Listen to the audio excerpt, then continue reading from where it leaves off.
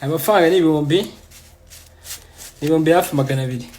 Aya mafaranga ari umuntu yahembwa mu mezi 4, agakora mu mezi 4 kugira bamuhembe aya mafaranga. Aya mafaranga yari ikintu gitangaje njye nyakorera cyangwa nayakoreye ndi mu modoka ndi kuva i Musanze mvuye kurya ndi mafaranga. Nagaruka ubiyemeraho ahubwo ndagira ngo mutekereze.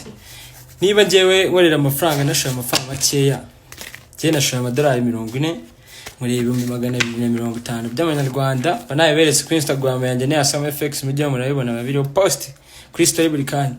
Ukuvuga ngo mufana yanya ngaya n'amanyarwanda muri kuyabona nagara amatubura nayanyayo. Ukuvuga ngo jewe nabashoye amadolari 40 kuko ari bwo bushobozi bwa nyiri umukene ubwo agiye kugura imodoka. Ibaze wowe ufite amafaranga, wowe ndusha amafaranga, ushobora kubona 500,000, ushobora kubona miliyoni araho ku ruhande abitse muri bank ngo ya savings. Ibaze wize Forex trading, jewe mbikora mfite amadolari yanjye 40 nibwo bushobozi nkayabyaza 200,000, 200,000, 600 ku munsi isaha imwe mu masaha 2.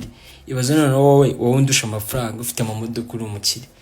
Ibaze amafaranga wakorera uramutse ufashe ubwenge ufite ukabukopiya, uje ukiga ibintu nigisha ukabijyana nawe ukabyapplyinga muri life yawe.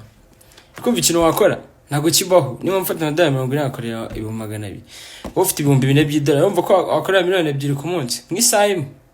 None yakoreye ndi mu modoka ndi